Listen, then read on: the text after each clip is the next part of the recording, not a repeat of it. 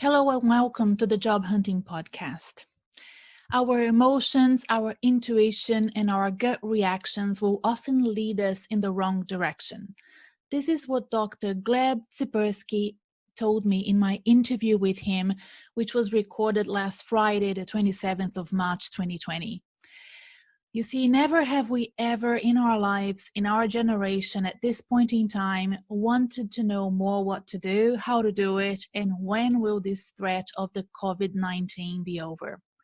All over the world, political leaders, scientists, health practitioners, businessmen, families, we are all struggling to find our feet and get a sense of direction amidst the threat of COVID-19. It is impacting not only our lives, but our economy, and we have never seen a crisis like this before. In this episode, I interview Dr. Gleb Tsipursky, who is a disaster avoidance expert, consultant, coach, speaker, and former academic with over 15 years of experience as a cognitive neuroscientist and behavioral economist. Gleb has written for major outlets such as Inc. magazine, Time, Scientific American, Fast Company, and Psychology Today, and has been interviewed extensively on TV and podcasts. As the CEO of the disaster avoidance experts consulting firm, he has consulted and coached hundreds of clients worldwide, including large corporations such as IBM, Honda, and Wells Fargo. His academic career includes 7 years as a professor at Ohio State University and dozens of peer-reviewed pieces published by leading academic journals. He has also authored best-selling books. I will put the links to those books in the episode show notes so you can have a look if you want to purchase them and read the reviews, which are all very good. How did we connect? Well, when we booked our catch-up months ago, the plan was to prepare you for redundancy and how job hunters can make good decisions at times when emotions are high, during crisis and unexpected events. Little did we know that we would be talking during one of the major disasters of our time. So what did we do? We quickly pivoted our chat, of course, and we focused squarely on what is happening right now in the world, the uncertainty and complexity of the COVID-19 pandemic, its flow-on effects in the economy, our work, and our livelihoods. Gleb helps us understand how to respond to threats effectively, how to make good decisions, and how to prepare for things that can go wrong that we are not anticipating. At a time like this, his clients must be thinking, how lucky are we that we've had Gleb on a retainer, right? Yes, indeed. They must be very happy to have him. And you will be pleased to know as well, as I was, that many times during our conversation, I had my coaching framework validated over and over again by Gleb's research and recommendations. That we need to think and plan long-term, that we need to focus and work strategically towards our goals, that we need to work pragmatically to develop a long-term sustainable career. I felt really reassured that I'm tracking well in the way that I'm supporting you, podcast listeners, and also my students and my private clients. And that together we will get through this and be better positioned for the world of work that will crystallize on the other side of this crisis. Because we've all heard this before, that crisis is both a threat and opportunity, and we need to be ready to bypass the threats right now and those that are yet to come, and use this hibernation time to prepare ourselves to update our toolkit to make the most out of the opportunities ahead of us. In times of crisis, more often than not, we are overwhelmed with our emotions and base our decisions out of what feels right. We are usually not really prepared to deal with it, and especially not able to make good decisions that will be of benefit to us in the long term. So how can we make good decisions, especially in times of crisis and in times where something as unexpected as a COVID-19 is happening to us? So I hope that you will really appreciate how important this podcast is and that you have takeaways from what you will hear from Gleb. Please take notes. You can download the transcript of this podcast as well.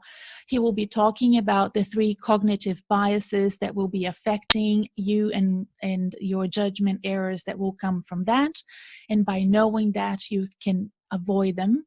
And he will also give you 5 questions that you can ask yourself to minimize risks as you are making important decisions. Remember that if you join my community, you can be in touch with me, and that I'm offering free consultations for my community members. Once you join, you have access to my booking schedule and you can book a time with me. So please be aware that if you are in need of a chat and advice and coaching and mentoring, that is not just a conversation. It is a strategic career coaching session, and I'm here for you. And that you have the episode notes with very important links that might be of help to you right now as well. So enjoy the interview, sign up for the podcast, follow the podcast wherever you're listening to it, be it iTunes, Spotify, YouTube, and I hope we keep in touch. Bye for now. I wanted to ask, well, we can start talking about the current state of affairs and then go back to what I really wanted to talk to you about. But is this current situation we find ourselves in something that you have been telling your clients to prepare for, something that you've been studying, and it's almost like I told you so moment? Is this the sort of situation that you find yourself in right now? Well, it's something that fortunately my clients have been working to prepare for. So one of the things I always tell my clients is that you want to prepare for things that you aren't anticipating. There will be things that will go wrong that you're not anticipating will go wrong. So I have them always reserve some extra time and some extra money for emergencies, for various problems, whether it's internal or external, whether it's a key employee who suddenly has been hit by a bus, the proverbial bus, or whether it's an unexpected emergency, in California, earthquake, who knows, it may happen. Or obviously, of course, right now with COVID-19. Now, the problem is that this is not something that a lot of other people are prepared for. And they are not realizing the kind of lack of preparation, why it's happening. And it really all comes from how our brain responds to threats and why our brain responds to threats this way. Our brain is not wired to respond to threats effectively, and I can go in much more depth into that, why it's not wired and what we can do differently to address the COVID-19 pandemic. And tell us about your career paths that led you to become a disaster avoidance expert. How does one decide? Is this something that happened organically over time, or was it something that there was a point in time, a tipping point where you thought, this is something I can do? What happened was actually something in my childhood when my parents, like the vast majority of the population, followed that old trope of going with your gut, following your intuitions, trusting your heart. And that's something that a lot of folks do. Then my parents, unfortunately, their guts often disagreed with each other, so they had a lot of conflicts. So for example, my mom liked to buy nice clothing, so she'd go out and she'd buy a $100 sweater. My dad was kind of a cheapskate, so she'd come home and he'd yell at her, say no sweater should be worth over $20. And then they'd go at it and they'd fight and they'd have conflicts. And already as a kid, I can see that was not helpful for them. That was not helpful for them at all. It wasn't changing behavior. It wasn't really doing anything productive. But, and it made me wonder, how do adults make their decisions? Why did nobody sit me down and say, hey, kiddo, here's how you make good decisions and avoid problems, avoid disasters? And nobody taught me that in college, in high school or in college, or in business school. That's not taught. So I decided that I wanted to study this topic, and I started studying it. Eventually, because I started studying it, people began to know about it. They began to ask me about it. So I became a coach, trainer, speaker, and consultant in these topics. And at the same time, I realized that there really isn't enough information out there in the popular literature world on how to make good decisions. So I had to go into academia, and I became a cognitive neuroscientist and behavioral economist. So I spent 15 years in academia researching these topics, formally doing peer-reviewed research, publication, and so on. I spent 7 years as a professor at Ohio State.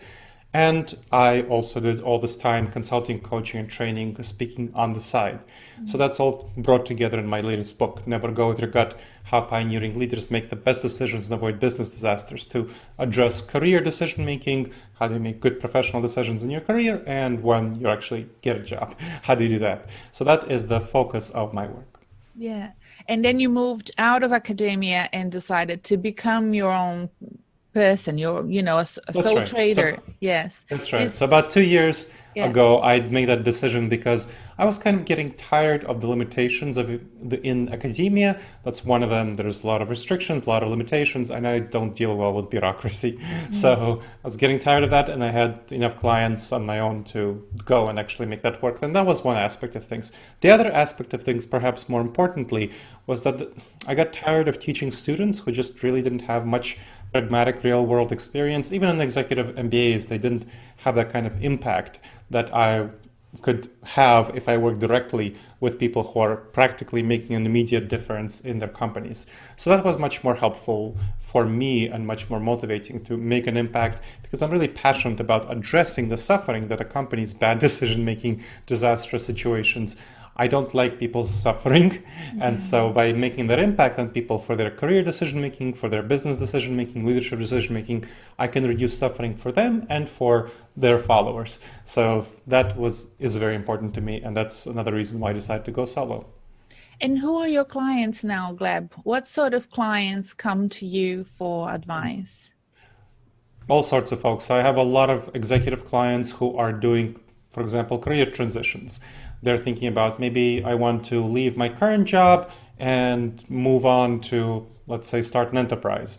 And then we talk about what's a strategic way of doing that. A lot of people want to leave their job because they're kind of tired of the corporate world, they're burned out, but they don't provide themselves a good transition path, and they're really not thinking strategically about how to do that. That's kind of one type of client. Then I have startups that have been around for a little bit and have reached around that maybe 10 million valuation mark, where the leadership sees that they can't pursue their previous strategies. Usually it's VCs, often it's the venture capital investors who bring me in, and because they know the leaders can't do the same things that they were doing before, because it's just the business has grown too large. So I do some consulting, coaching there.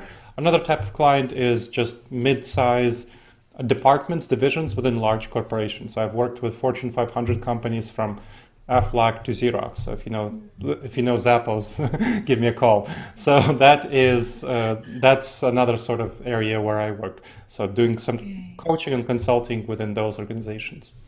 Okay. And do you find that there are professionals that are trained better to make good decisions? I was thinking before I called you about people that have studied actuarial disciplines or economy or risk management. Would they be better at making decisions, or is your expertise in the organizational psychology side of things? Does it I do add both. to that? Yeah, I do both consulting and coaching, and what I find is that people, specifically with risk management expertise, they do make better decisions. They are able to evaluate situations better. With actuarial expertise, not necessarily. So that is, people who with actuarial expertise often don't bring that into their own decision making.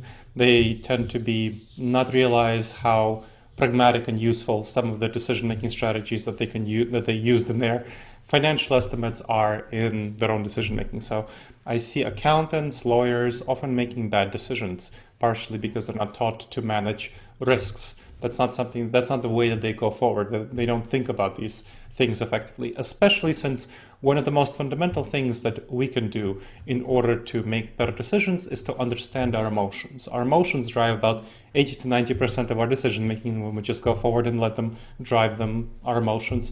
So if you're not aware of this, risk managers are kind of aware of this, but actuaries, lawyers, they're really not aware of this, and they just go forward and they feel like they're making the right decisions, even though they're often not. So what's wrong with our gut? Well, unfortunately, our gut is not adapted for the modern world. This is the biggest problem with our gut. It's adapted for the savanna environment, when we were hunters and gatherers living in small tribes of 15 people to 150 people. So for example, let's talk about the COVID-19 a little bit again. The primary threat response we have from the savanna environment is the fight or flight response. Now that was great for the savanna environment. When we needed to jump at 100 shadows to flee from a saber-toothed tiger or to defend ourselves from an attacking tribal member from a hostile tribe, that was great. We had threats that were intense, immediate, and short-term. That was the threat response in the savanna environment. Now, in our modern environment, that's a really bad response. We have many less saber-toothed tigers, you might notice. Is this the reason why we have no toilet papers in Australia, Gleb? It is. I'm sorry. Yes. People are panic buying.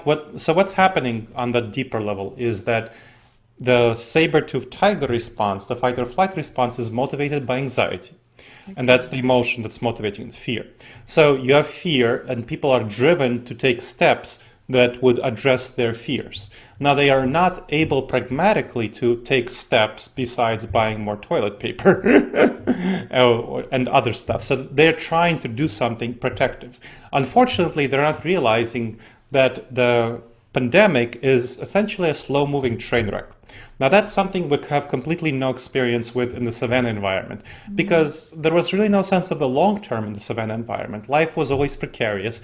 It was always on the edge. If you killed a mammoth, you couldn't freeze the meat, and you couldn't, so you didn't have banks that you could store your money in, right? You couldn't store your resources for the long term. And similarly, you couldn't invest in yourself professionally, in your professional development, in your career development, like what, will you become a better ex-chipper? That was not something that you could invest in. So we are intuitively not prepared to deal with slow-moving train wrecks like the COVID-19 pandemic. So what you need to do in order to understand that is to address those gut intuitions, to make those short-term decisions, and think about what will actually happen. Now, the COVID-19 pandemic, according to the WHO and all the best experts, we will not have a vaccine for the next 18 months or so. So vaccine, 18 months, and that's a very optimistic scenario. That assumes that the first vaccine is effective. Now, you might know that the flu vaccine, we have no effective flu vaccine. Our flu vaccines are only 50% effective. So only 50% effectiveness for flu vaccine. It might happen that the COVID-19 vaccine will be similar, only 50% effective. That would not be good, but that's what might happen. So in the most optimistic scenario, 18 months for a vaccine, then it might take another year or so to produce enough vaccine for everyone in Australia, and then distribute it, ship it, get people vaccinated. So that's 2-3 years in the most optimistic scenario. Pessimistically, you will be dealing with this for the rest of our lives. So that is a scenario where people are not prepared for it, and they are not thinking about what are the long-term implications and consequences of their decision making right now. And they need to understand that this is going to be a huge, major long-term shift. And people just are not thinking this way. So there's these specific judgment errors called cognitive biases. Mm-hmm. Cognitive biases are the specific errors we make because of how our brain is wired, and they are the systematic patterns of making bad decisions. One of the most important ones for COVID-19 is called the normalcy bias, where we feel like the future will be like the past. So again, we feel like the future will be normal, it will be like the past. We think we can go back to January 2020 in a few weeks or a couple of months. Well, you won't. We'll never be in the same world again, because if it's going to be the best optimistic scenario is 2 to 3 years, then if we live like this in 2 to 3 years with shelter in place and people not working, what will be the consequence of this? You'll have a very fundamentally different habitually society. People will have different habits, different mental patterns. They can't go back to January 2020. So this will never be the same, and people are just not prepared and ready to think about these sorts of things. Were these things studied before, during, and after Second World War? Do you think, Gleb, as a psychologist, where do you get that kind of framework that we can then use ourselves and implement now as we prepare for a new way of living? I am assuming that people in Europe, after the Second World War, had to deal with the exact same situation. It's just that it's been so long, we've kind of forgotten how to actually do this, haven't we? Well, people after World War II did not deal with it very well. Let me just be very clear. Yes. So that's not necessarily the right framework of thinking about it. What you Okay, want so to be thinking about it. have we then learned from those mistakes and then have Yes. different, So, better ways of applying it? I mean, we've had and many that's what the different wars and disasters since then. Yes, and this is what the cognitive neuroscience research is really helpful. So this is what Mm. I've studied. What you want to do in this situation is make a long-term plan for a vision of what different societies in the future might look like. So you want to make an optimistic plan.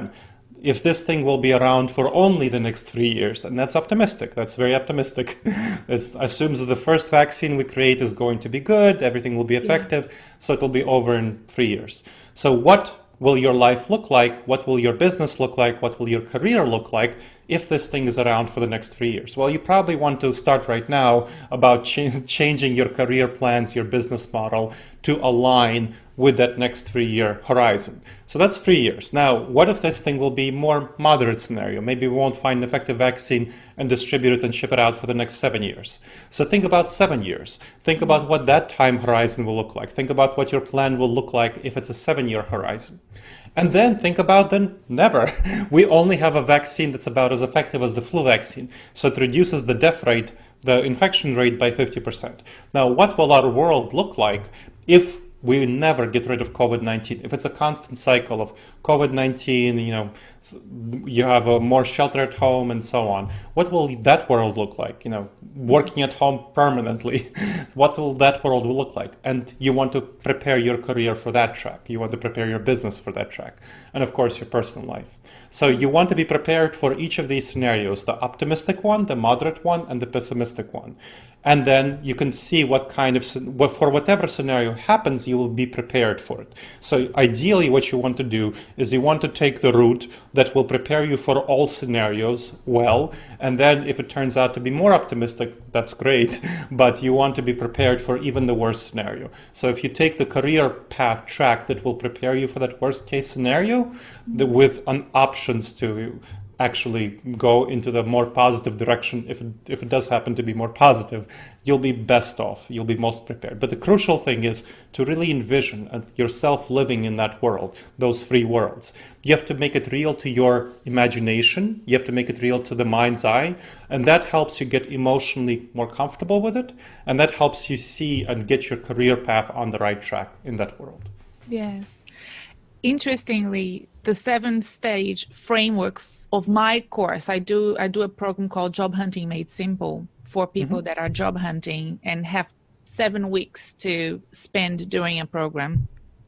And the first week starts with envisioning your life 40 years from now, 30 years from now. And that's really challenging for my clients and students. They really don't want to do that first week because they are so the short-termism of trying to find a job to them means that they want me to go straight into let's build a resume, let's apply for work, which is kind of halfway through the 7-week program is when we start doing that. But once they complete the program and they provide me feedback, the first week is the week that they mention the most. So it's really interesting how people, once they do it, it's hard to get into that. But once you start applying that idea of envisioning and crystallizing a future, and it's then much clearer why you had to do it in the first place. But it's not your first instinct to do it. No, of course not, because of that fight or flight. So your clients are in the same fight or flight mode. They are looking for immediate solutions because their anxiety is driving them to look for immediate solutions. And they're going to take bad steps if they look for immediate solutions that will harm them in the long run.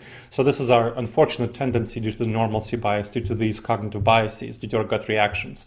So we have to go outside of our comfort zone, outside of our gut reactions. And instead of being the normal, primitive, savage selves, with the primal selves, we have to be the civilized selves, the ones that are most adapted for the current world, where we can actually refrigerate the meat and invest in our professional development and have a bank to store our money.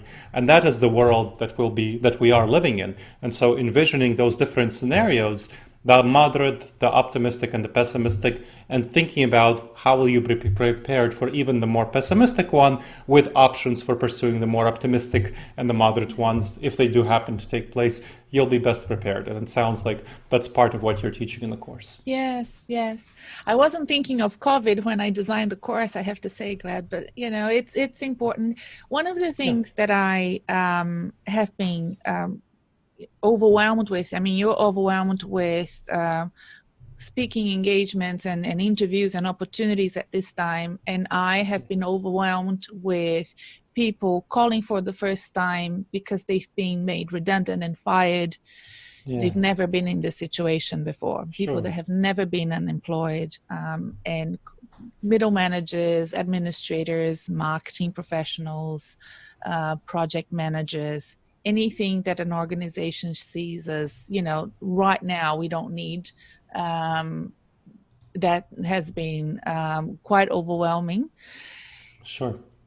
The Australian government has provided considerable support, and so did the banks here too. So you can postpone your mortgages for 6 months. You can apply for welfare for the next foreseeable future. There's a top up for COVID.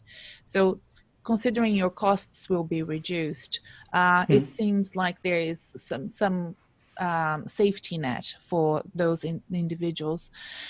What do you think would be the best plan for the next 3 to 6 months for them? Would it be to be looking for another job so that they have something else, an income coming through? Or would it be to watch and learn and do that reflection for the next, few months at least, to see where things are going? No question they want to reflect, because right now, if they instinctively go and look for that next job, that will be really harmful for them in the long This is run. what they're They're, doing, by the way. It's really hard for me to make them stop and take stock. I The ones that understand, have of course, calling me they're are, driven by anxiety, and this yes, is very natural. yes. So coming from what they're not realizing, they're not in touch with their emotions. They're not realizing that they're driven by anxiety and driven by short-termism, and it's very comfortable to do to give into anxiety and do the thing that causes them to have less anxiety. And it's very uncomfortable to do the thing that causes you to have more anxiety, which is to stop, reflect, think about the long term, and think about how you will adapt your career, considering that this is going to be at least a 3-year problem and potentially a whole life problem, but at least a 3-year problem. So you need to adapt your career choice, search to that situation. You don't want to find a job and then be out of a job in another 3 months because that company thought it would be going well and it's not. So you don't want to be in that situation. You want to be in a position where you align your career with long-term opportunities, with understanding that many more people will be working at home and keep working at home, even though in 3 years, in the most optimistic scenario, the virus will be over because people will be used to working at home and they'll be comfortable with it. So what kind of, let's say, businesses, careers will be more suitable for you, considering that that's the case? What kind of companies will be more suitable for you? Think about that. That's just one consideration to think about. What kind of services can these people need who work much more at home? Considering there will be much less social interaction, how can those social interactions be replaced virtually? How can you work in those companies and those fields? There are very many ways to be strategic with your career, and the people who are looking for a new job right now are just not being very strategic at all, and it's harming them. It's going to harm them in the long run. So this is definitely a concern that they need to be thinking about. They need to be aware of that their emotions are driving them to make the wrong choices. Their gut reactions are telling them the wrong things. Finding a job out of anxiety is a bad idea. And when we look at organizations and the sort of advice that you would be giving leaders and companies now at this time, what do you see their strategies should be for these 18 to 3 years ahead of us, 18 months to 3 years ahead of us? I have been watching, I love I'm a student of leadership. I love observing leaders. And I have seen some horrible leadership coming out of this COVID-19. I think that a crisis highlights lack of leadership skills, but it also highlights true leadership, doesn't it? And sometimes it comes out of wedlock. It's not where you're expecting, and all of a sudden somebody stands out. What do you think leadership during this time will look like? Good leadership would look like in the corporate environment? What good leadership needs to look like is orienting toward the long term and changing your business model. So this is the most fundamental thing that so many leaders aren't thinking about. They're jumping toward the short term. They're looking at, how do I deal with this emergency? What they're thinking about is that this is an emergency, and it's not. This is not an emergency. This is the new normal. If you're in this state for the next 3 years, optimistically speaking, this is not an emergency. Yeah. This is the new reality.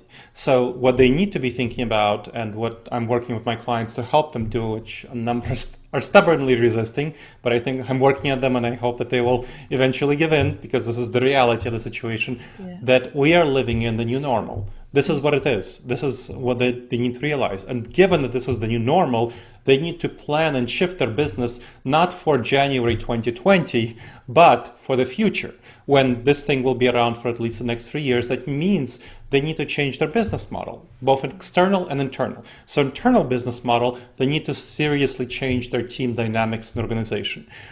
For a couple of weeks, maybe a month, your team can function fine driven by adrenaline from an emergency situation perspective.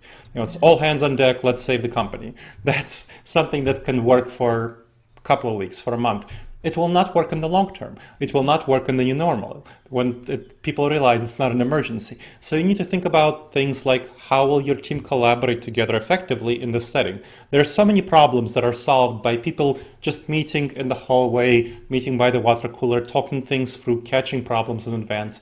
That's not going to happen in virtual teams. So how do you replace that? How do you replace relationship building? Relationship building doesn't happen in virtual teams where people have those conversations, casual conversations, and they still need to happen to build up trust. Teams need to have that trust. So how do you build up trust? How do you build up relationships? Of course, meetings, a lot of people are thinking about meetings. Meetings are definitely something to address, but you also want to address personal meetings, those individual face-to-face meetings where you have people hold people accountable as a leader, as a supervisor. How will you do that when you can't actually go walk about the office and see them and interact with them casually? So these are just the kind of things. There are many more that need to be thought about for internal team dynamics.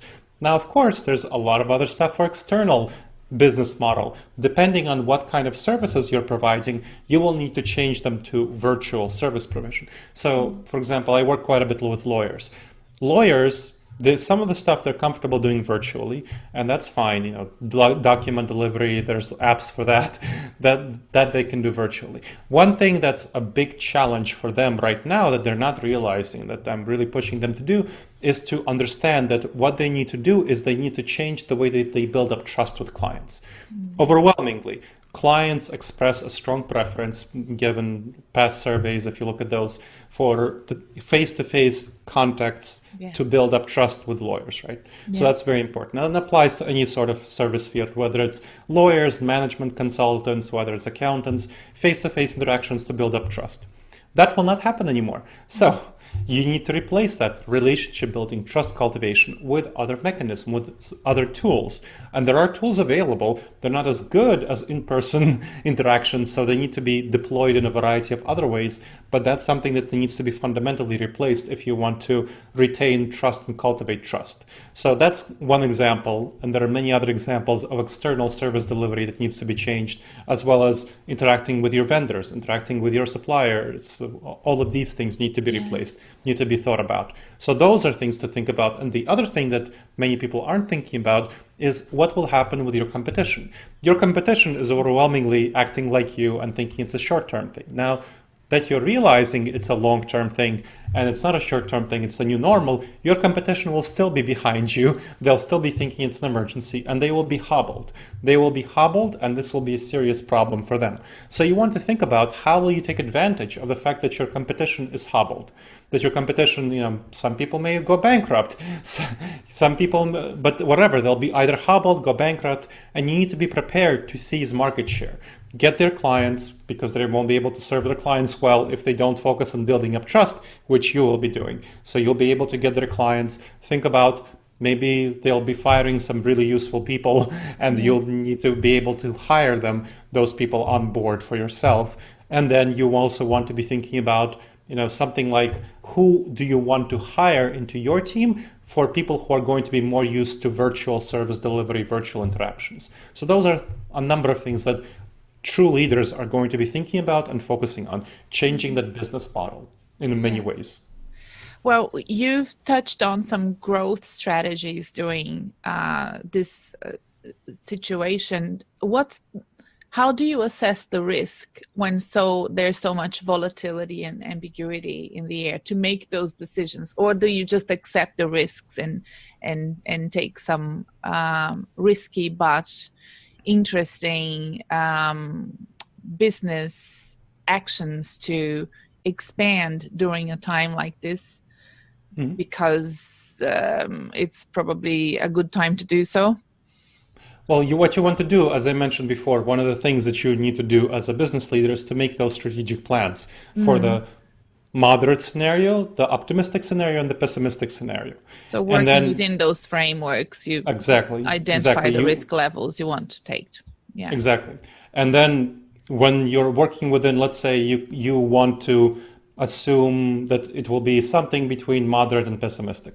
Let's say that's your risk appetite. Then you proceed forward with that in mind. And then if you find that there is evidence that it's actually going to be more optimistic, you can move toward that. And if your risk appetite is such that you're willing to assume an optimistic scenario, you also want to be especially looking out for information that is going to be more pessimistic than you assume it is, and then move toward that. So you want to have a number of scenarios available and strategic plans for a variety of scenarios, then choose the path based on a combination of your risk appetite and the evidence that shows you which scenario is it actually likely to be, and then adjust your plans going forward based on new information coming in, based on the kind of scenario that it is.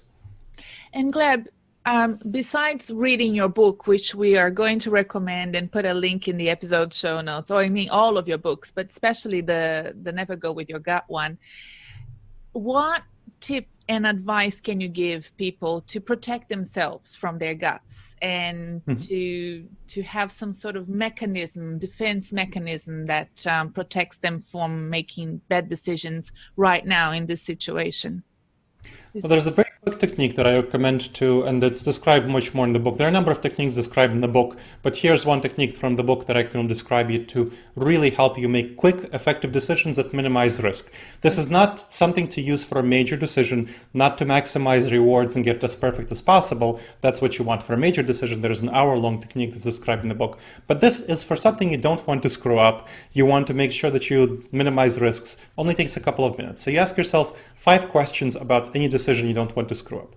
So first, what important information didn't I yet fully consider? So what evidence didn't you take into account? There's one of these cognitive biases, it's called the confirmation bias, where we tend to look for information that confirms our beliefs and ignore information that doesn't. So let's say you're writing an important email to a client. You might be tempted to not take into account evidence that the client won't do what you want the client to do. However, if you actually take that evidence into account and include the information in the email about why your client might be reluctant to do what you want them to do, but why they should do it anyway, that will make it a much more effective email, won't it? So that's one. Second, what dangerous judgment errors haven't you addressed? So what cognitive biases haven't you considered? Whether it's the normalcy bias, the confirmation bias, or so many others, the optimism bias. That's one of my biggest ones. I tend to be way too optimistic about the future and think I tend to be risk blind and make mistakes because of that. So whatever is prone for you. My book talks about the 30 most dangerous judgment errors for professional careers and business decisions. And you can also get assessment of the most dangerous judgment errors at disaster-avoidance-experts.com/subscribe. So that helps you assess the 30 most dangerous judgment errors for yourself and for your workplace, for your career. Again, disaster-avoidance-experts.com/subscribe. then what would a trusted and objective advisor tell you? So think about that little angel on your shoulder. What would they tell you to do about the situation? So let's say, what would Renata tell you about this coaching, this job decision? Think about that. And of course, you can give this person a call, or you can, if you're a millennial, you can text this person. Text. How have you addressed all the ways that this could fail? So fourth question, how have you addressed all the ways that this decision could fail? So imagine that it fails. Imagine that the email you're sending the client, what if the client is in a bad mood? Maybe they're working at home and their kids are crawling all over them. They're reading the email while they're in a bad mood. How can you address the problems from them reading the email? Maybe you can revise the email, read it as though you're someone in a bad mood, and revise it to remove ambiguities and unclarities that can be interpreted in a hostile way, in a negative way, and make it as clear as possible what you actually mean to convey, maybe with some positivity. And finally, what would cause you to revise your decision? What would cause you to change your mind about whatever decision you're taking place? So here, for example, with an email, you could say, I have a revision point of even in a week. If the client doesn't send me an email, I'll give the client a call. So that can be a specific revision point. Then you can just let it go and go on with your other day's work. Otherwise, it'll be on top of your mind. You'll be thinking about it, coming back to it. What should I do about this email? Why is my client not replying to me? But if you just let it go, that's going to be very clear, and you can just go forward with your day. So those 5 questions, I just talked through them in a couple of minutes. If you use them for any decision you don't want to screw up, you'll get much further ahead and make many less problematic decisions, save you hours and hours and hours of time and thousands of dollars. Either Australian or US, your pick. Oh, Australian dollar is not doing so well, but I'll take the US pick in this case. Fair enough. Gleb, look, I will add all of your details to the episode show notes. I think that the fact that you have a free course at this point in time is fantastic, because people might want to do that. And if they join your newsletter, they will access it, correct? Is that how it works? That is exactly right. Yep, that's exactly right. And I'll link your book as well, because it's a good read if people are self-isolating. And do you have any final words for the podcast? Anything else you would like to say? I think the most important thing that I'd like people to take away is that your emotions, your intuitions, your gut reactions will often lead you in the wrong direction. They'll lead you astray. And that's something that you need to realize, that they'll often lead you to make the wrong decisions. So regardless of whether your gut may be right or it may be wrong in a certain situation, you need to distance yourself from your gut and not simply trust your gut. Check with your head and see whether your gut is actually aligned with your long-term goals. And then if it is, great, go ahead. But if it's not, you want to go outside of your comfort zone and do the hard, challenging thing that's actually aligned with your long-term goals, like envisioning your future and so on. That may feel uncomfortable, but it's actually the best thing for you to do. So that's what I want to leave people with.